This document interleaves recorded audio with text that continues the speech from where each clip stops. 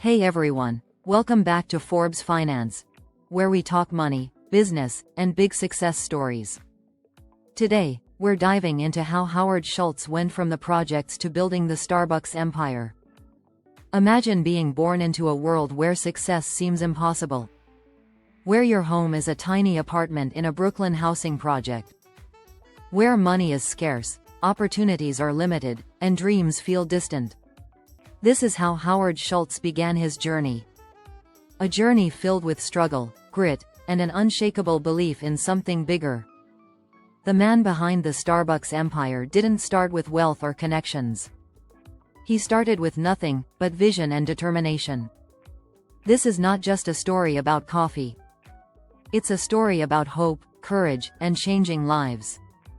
Welcome to the inspiring journey of Howard Schultz, and how he turned a cup of coffee into a global movement. Chapter 1. Humble Beginnings. Howard was born in 1953 in Brooklyn, New York. His family lived in the Bayview housing projects, government apartments for low-income families. His father, Fred Schultz, worked low-paying jobs.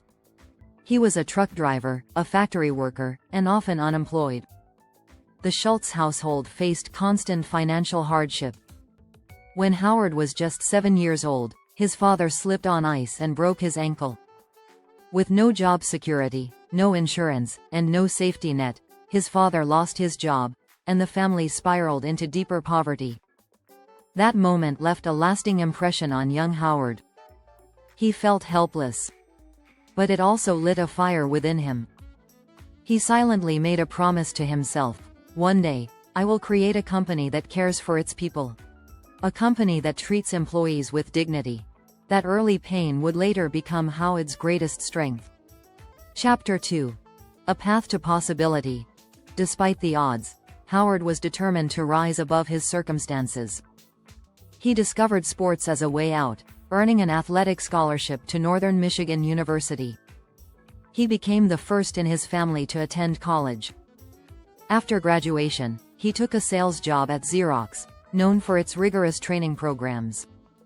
But his life changed in 1981, while working at a housewares company.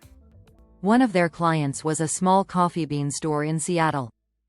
The company? Starbucks. At the time, Starbucks only sold beans, not drinks. But Howard saw something different. He traveled to Seattle and fell in love with the team's passion for coffee. He couldn't stop thinking about it. Chapter 3. A Trip to Italy That Changed Everything. In 1983, Howard went to Milan on a business trip. There, he witnessed a completely different coffee culture. Espresso bars weren't just about caffeine, they were social hubs. People gathered, connected, relaxed, and enjoyed life. It wasn't just a beverage, it was an experience.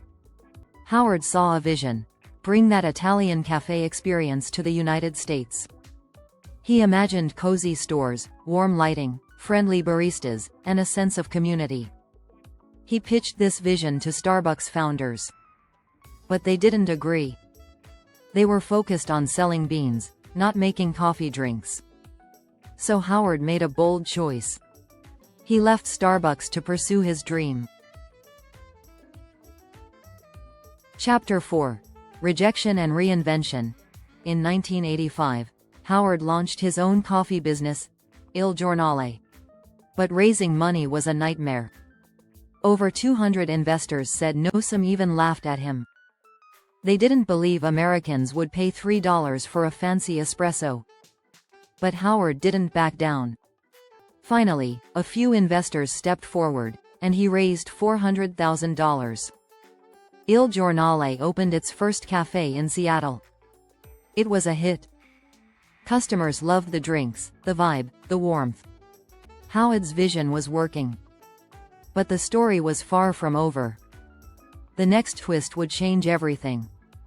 Chapter 5. The Starbucks Takeover.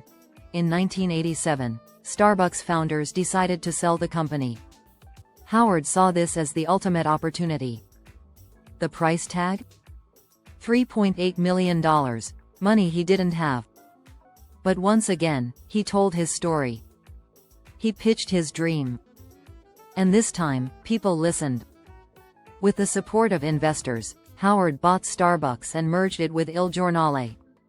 Now, he was in control of his dream company.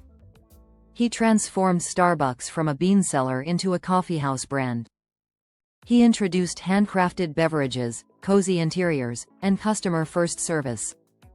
Every detail, from the aroma to the music, was intentional. But Howard's biggest innovation wasn't in the coffee. It was in the people. Chapter 6.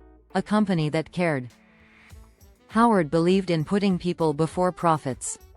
He called his employees partners. He gave them stock options, including part-timers. He offered health benefits, even for baristas working 20 hours a week. This was unheard of in retail. But for Howard, it wasn't about trends, it was personal. He remembered his injured father, who had no support. He didn't want any of his partners to feel disposable. This culture became the heart of Starbucks. The company grew, not just in numbers, but in spirit. In 1992, Starbucks went public, and the brand soared. Chapter 7. Crisis hits. Success brought rapid expansion. But with speed came sacrifice. Stores became robotic. The magic began to fade. By 2008, Starbucks was struggling. The financial crisis hit hard. Customers were spending less. Profits dropped. Shareholders panicked. Howard, who had stepped down as CEO, returned to rescue the brand. And he made one bold decision that shocked the world. Chapter 8. A bold comeback. Howard shut down all 7,100 U.S. stores, for one evening. He retrained every barista on how to make a perfect espresso. It cost millions. But it sent a message. Starbucks would return to its roots. The company redesigned stores, improved service, and launched innovations like mobile ordering. Howard focused once again on connection, not just convenience. Slowly, customers returned. The comeback worked. Starbucks regained its heart, and its momentum. Chapter 9. Global legacy.